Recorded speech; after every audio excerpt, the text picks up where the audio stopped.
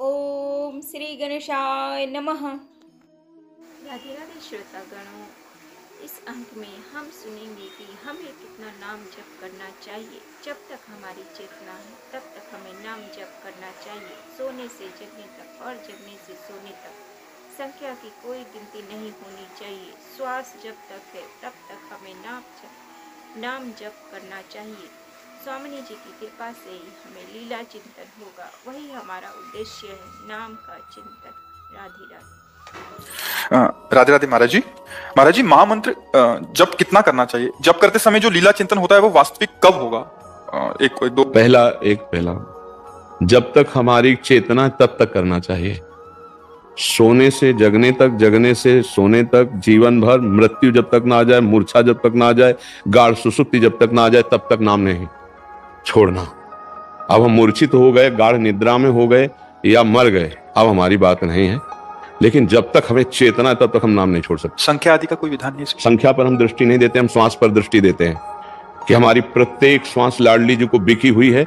हर श्वास हम लाडली जी का चिंतन करेंगे। नारद भक्ति सूत्र में लिखा है, तदर्पिता अखिलाचारिता तद स्मरणेन परम व्याकुलतेति। समस्त आचरण अपने आराध्य देव को समर्पित और एक क्षण भी विस्मरण का आभास मात्र हो जाने से परम व्याकुल हो जाता है। अव्यावृत भजनात्, अखंड भजन तैल धारावत निरंतर रात दिन।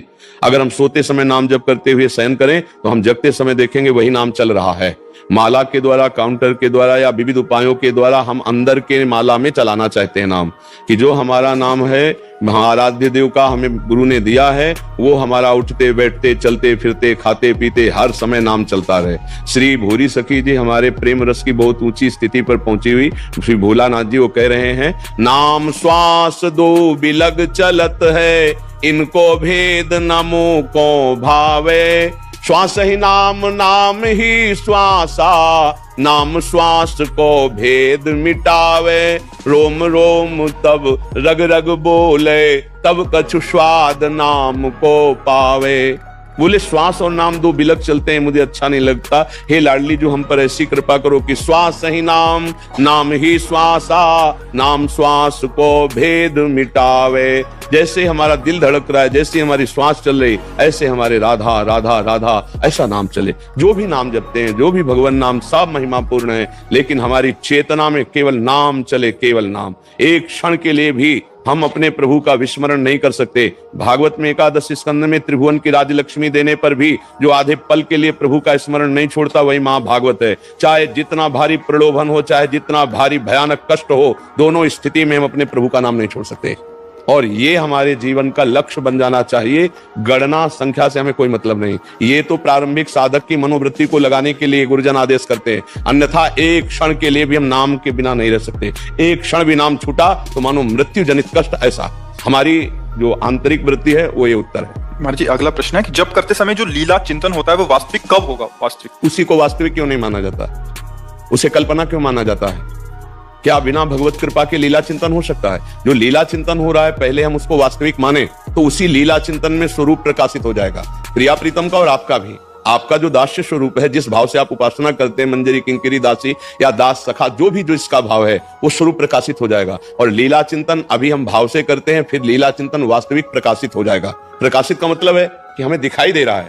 जैसे हम जो पद गायन कर रहे हैं, देखी सखी राधा पिय केली, ये दो खोरी खिरक गिरि गहवर, बिहरत कुंवर कंठ भुज मेली। देखी सखी राधा पिय केली, सखी देख, राधा और उनके प्रीतम दोनों गलबहियां दिए हुए गहवर वन में विहरण कर रहे हैं, बरसाना गहवर वन में विहरण कर रहे हैं। अब ये तो हम भावना करेंगे पहले, फिर प्रकाशित होगा, इसी से प्रकाशित होगा। नाम बाणी जहां श्याम श्यामा तहां, नाम बाणी सुनत श्याम श्यामा सुबस, नाम बाणी निकट श्याम श्यामा प्रगट। जब हम लीला गायन कर रहे हैं, लीला चिंतन कर रहे हैं, तो हमें धैर्य पूर्वक उसे सत्य मानकर लगे रहना चाहिए, उसी में प्रकाशित हो जाएगा। रूप प्रकाशित हुआ तो लीला साक्षात दर्शन होने लगेगी। बस जो लीला चिंतन कर रहे हैं उस पर विश्वास करो, वो प्रभु की कृपा से हो रहा है और उसी से लीला का साक्षात्कार होगा। लीला चिंतन और लीला के साक्षात्कार में अंतर है, पर हम उसको सत्य और सच्चिदानंद में माने कि जो लीला में हमारे भाव में श्री जी आ रहे हैं, जो हमारे भाव में लाल जी आ रहे हैं, वो हमारे अंतःकरण की क्षमता के अनुसार आ रहे हैं। और वो जब अपनी पूर्ण कृपा से आएंगे तो भारी सामर्थ्य प्रेम सहने की वो दे देते हैं। और वो इन संतों में है, जो प्रश्न करता है वो श्री जी के निज जन है, और वो निज जनों की तरफ ये नहीं देखते कि साधन क्या है। हमारी स्वामिनी का जो स्वभाव है वो निज जनों की तरफ ये नहीं देखते कि साधन क्या है, वो मेरा है बस ये देखते हैं। हमारा केवल उद्देश्य है उनका चिंतन करना, नाम का चिंतन करना, रूप का चिंतन करना, लीला का चिंतन करना, उनकी कृपा का चिंतन करना।